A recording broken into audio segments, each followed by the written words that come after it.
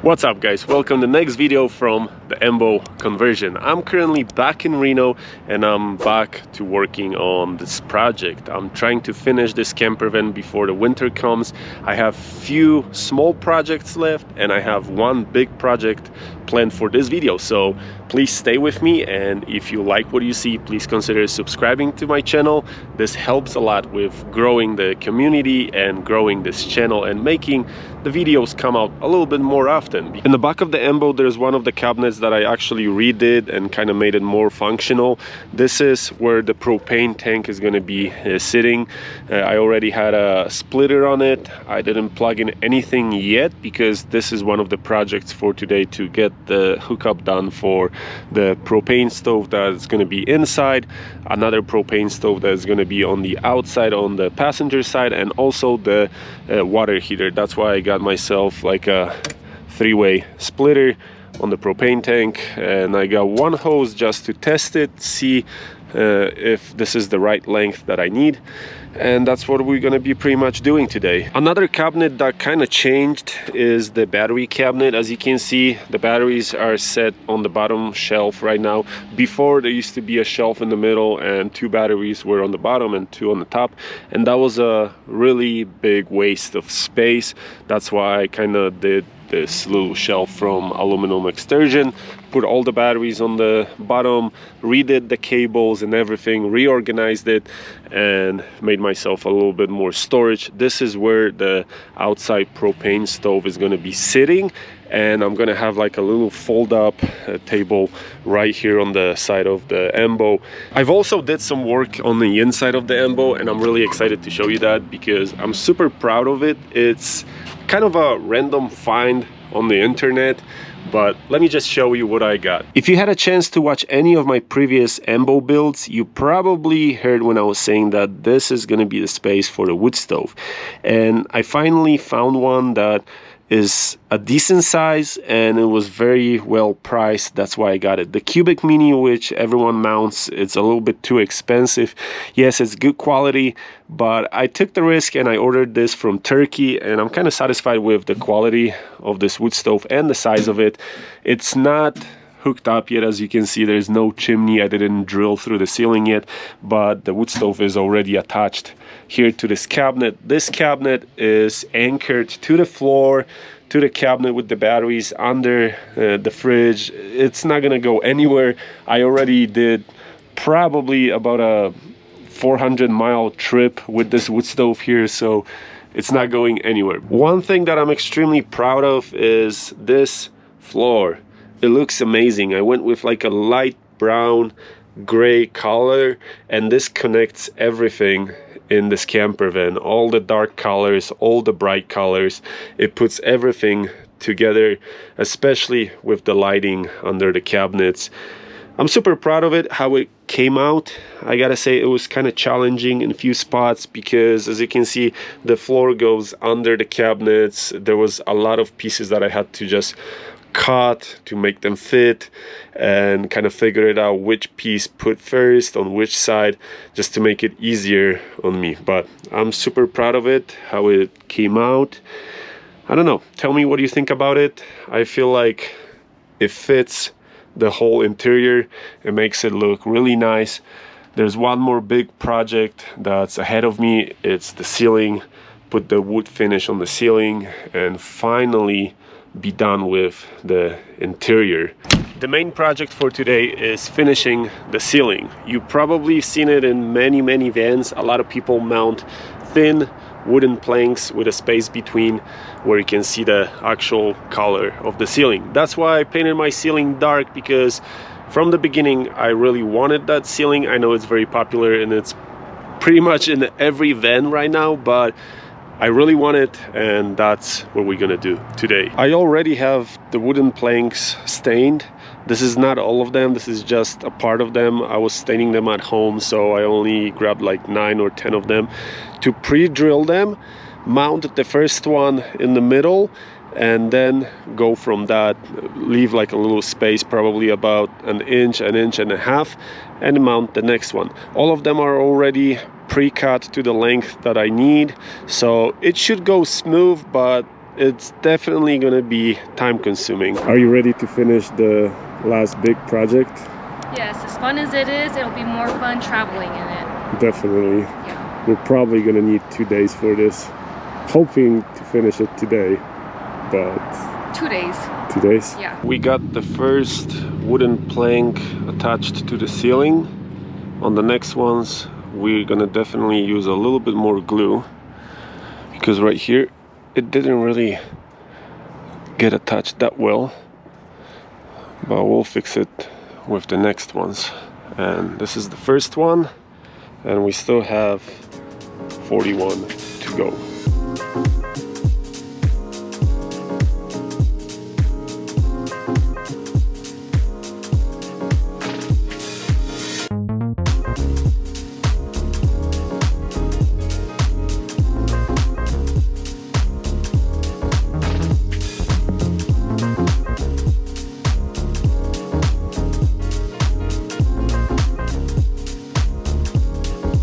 So this is the progress. That's how much we've did yesterday. The only thing we have left is about 8 pieces here on the left side, and there's 3 small pieces right next to the door. I already have those pieces here, and I already have these, but I have to pre-drill them. I'm also gonna have to cut the pieces that are covering the fan right now. I didn't want to waste time for it when we were mounting them because the weather was kind of mixed yesterday. I really like how this came out. It's kind of connecting everything together. All the colors, the countertops, the flooring, everything's starting to look really, really nice and cozy. Can't believe that this is gonna be our home pretty soon. Ready for day 2? Ready. Yeah. Let's get it done. What do you think about the ceiling now? It's looking great. Way better, huh? Yeah, I mean, it looked good, but this accentuates it. We got what? 6, 7, 8, 9 left? Something like that. Yeah, okay. Let's dry fit it. Okay.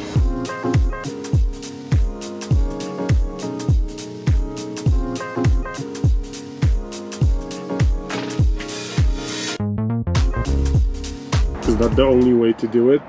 Yep, if you want it to stay. Leg power. Leg power. My arms are dead. Well, mine too, and my legs now. Yeah, long 2 days, huh? Yes, very long, very exhausting, and now it's time for some food. Thank you. You're welcome. So this is the final effect. That's how it looks. We're missing half a board right here and half on this side. Unfortunately, we're gonna have to go get them because we used all of the wood that we had. And a little side view so you can see from a different angle. I'm really happy with how this came out. Nice. There's also one more thing that I wanted to show you, but I kind of have to get under the vehicle. This is from Lawrence from Lolly's Off-Road recommendation. There's actually 2 things I did after we did the whole engine rebuild and, you know, replacing those old parts with new updated versions. So when I was driving this Embo, I noticed that the transmission was running kind of hot, and Lauren kind of recommended me a bigger oil pan for the transmission. This is the E4OD transmission, and you can find a bunch of updated bigger oil pans. I chose the one that actually Lauren recommended me because it has a temperature sensor port on the side. As you can see, there's 2 cables sticking out. The sensor is not hooked up yet. I'm probably gonna get it done in the next few days, but I already noticed a difference. I had an issue that the transmission, after big mountain climbs, it would start puking out the transmission fluid from the breathing hole on the top. And right now I don't have that issue. This oil pan also has little tubes installed that when you're driving, the air comes in through those tubes and kind of cools down the transmission fluid. And another thing that I did after meeting up with Lauren, that's also his recommendation, I installed fuel pressure sensor on the 6-liter diesel. And to get to that spot where you install the fuel pressure sensor, it's not really difficult, but you kind of have to just take out the air intake, unscrew a few things, move the wire harness, and you have pretty good access. But as you can see, the upper fuel filter is kind of buried inside on the top of the engine, so you have to move this harness, unscrew this, move it to the side, remove the air intake, so you can kind of put your hand over there and just work it with the wrench. Put your fuel sensor first and then put the cap on the fuel filter. That's the best way to do it, but also watch out on those fuel caps, because this is my 4th one. The first one it leaked. The second one, I couldn't take out the little bolt that you screw in the fuel sensor, so I had to replace that one. I got another one, but the gasket on the third one was leaking fuel, and I didn't know where the leak was coming from. It took me a little bit time to figure it out, and I finally got this one. I don't know what brand it is, but it works. It has 2 gaskets inside. It doesn't leak. I already tested it. It's not an expensive update, but it's crucial for the 6-liter diesels. It kind of tells you when you're having issues with the fuel system, because if you're running below 70 psi on the fuel system, that can mean that the filters are clogged or the injectors are not working properly. So it kind of gives you an idea, if you break down somewhere in the middle, what can be the issue of your problem. I have one more big project that I'm gonna try to finish today, and that project is actually related to the E-series of those vans, because this ambulance, it's a Ford E450 cutaway with the ambulance box in the back. If ever you decide to buy a camper van based on those Fords, there's one thing you have to do after purchasing, or make sure that the previous owner did it or at least checked it. So this Embo used to work in California. It's a really dry climate, and I'm gonna show you something you would never expect in a vehicle from California. Look at this. Rust under the floor. If you ever decide to buy a camper van built on the Ford chassis, you have to take care of it. You have to take off the plastic flooring, the rubber flooring that it's originally in the driver's cab, and you have to secure this. So you have to clean it up, use special paint to just stop the rusting process. This happens because under the rubber flooring there's a very weird material that looks kind of like this, and when this material gets wet under the rubber flooring, it never dries out. It always stays wet. There's always water coming in somehow into the driver's cab, and this side and that side, they were very, very wet. This whole thing, when I ripped it out, it was just soaked, and it hasn't rained in Reno for the past, I would say, like 6 months. So this happened a long time ago, and honestly, it will never dry out. Once it gets wet under the rubber flooring, it's gonna stay wet, and it's gonna start slowly rusting away. The last thing I wanted to show you is this whole bunch of wires. Those wires were connected to the back of the Embo and to the main control panel that was right here in the middle. On that panel, you know, you have the controls for lights, sirens, and everything related to the ambulance. So I honestly just cutted them and I left them under the seat, and that's how it's gonna stay. I'm not gonna be touching it because I'm not trying to lose anything else from the driver's cab. You're gonna cut one wire too many and you might not have your driving lights or your high beams or anything else. So that's how it's gonna stay.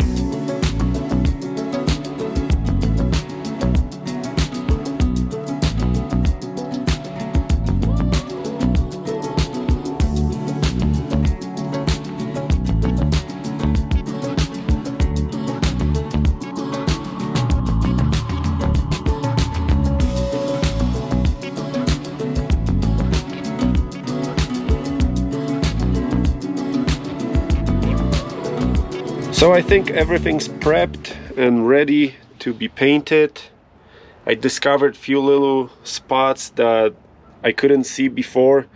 I wiped everything with a degreaser and I noticed like little bubbles here and there, and I kind of cleaned that off too.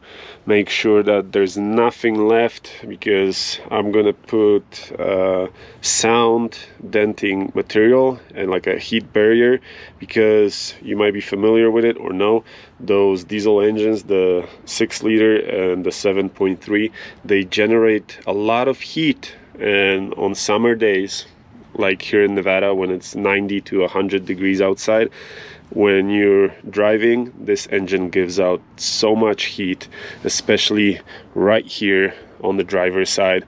It's just insane. It gets really hot and you can feel it, and it gets really uncomfortable in my opinion, because the heat barrier that they provide, it's not really good quality, nothing special. It's just that little material they put under the rubber flooring. So it's really a good idea just to rip out everything, clean it, prep it, paint it, and use a better quality material to just block off the heat and get rid of a little bit of that sound inside of the driver's cab.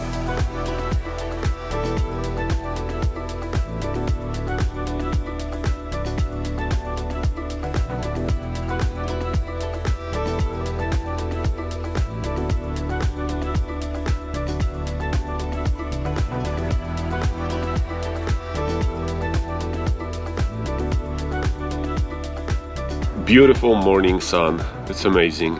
Day number 3, my friends. Like I told you at the beginning of this video, those projects, the bigger ones, they take extra time. Especially yesterday when I was painting the floor, I was hoping that it's gonna dry out by around like 4, maybe 5 p.m.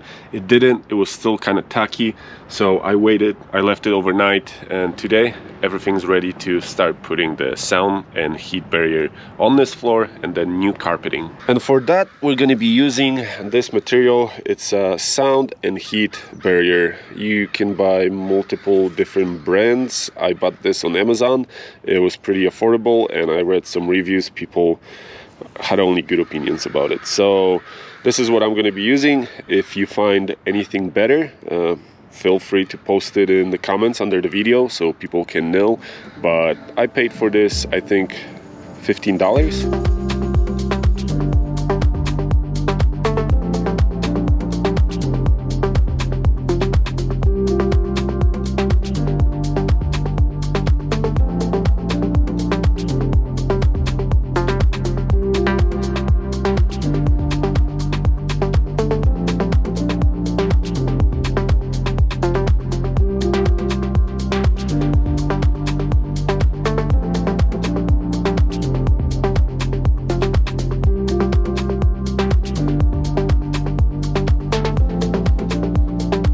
So the next step is finished.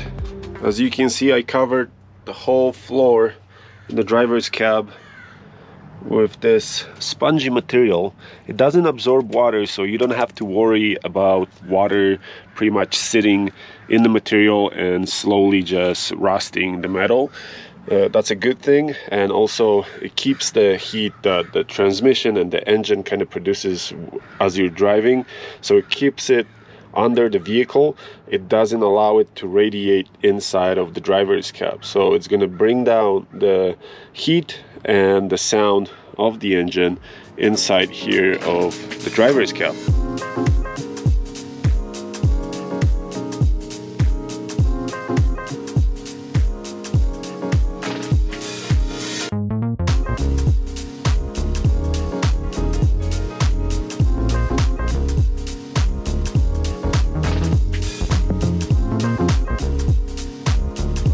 Okay, so I think I'm done. Check this out. This is a cheap Walmart carpet for like $19. The size fits perfectly. You just have to cut out some pieces, obviously spots for the holes for the seats, and it changes a lot the interior, to be honest. I had this in my previous Campervan, and it makes the driver's cab a little bit more cozy and pleasant to drive, a little bit more modern than the plastic flooring. This is way better. You just have to, you know, spend like half an hour to do it, and it looks perfectly fine. Now I just have to put the seats back, put the middle compartment on the doghouse, and get some floor mats. I have to order them on Amazon probably. Those are like weatherproof floor mats with a ridge on the side, and they fit perfectly here. So this is gonna be pretty much it for this little actually big project, and I'm pretty satisfied with how this came out. One more look from the other side. That's how it looks. Makes the interior look a little bit more clean and slightly modern. I still have to attach that box, but honestly I don't know what it is for. It's attached to all of those wires over there, so I'm just gonna screw it into the floor, and I'm not touching it because I'm not trying to disconnect something that I actually need. So this is gonna stay under the seat. But the carpeting came out pretty nice. I highly recommend, if you're buying a Ford camper van, rip out the original flooring, or at least look under it, see in what condition your floor is actually, because that material that they provide from factory holds up water and moisture, and it keeps rusting slowly. So just check it, see in what condition it is. If you have to clean it up and protect it from rust, do it, because it's going to save you a lot of headache in the future. Because if I would left those rust spots and start traveling in a humid climate, all of that would start rusting, and eventually I would have to replace the whole floor. So to avoid that, just take a look. You don't have to put a carpet like me. I did it because it just makes the interior look a little bit more cozy. I think that's it for today's video. I hope you enjoyed it. If yes, leave a comment, share this video, and consider subscribing to my channel. So stay tuned, and I'll see you in the next one.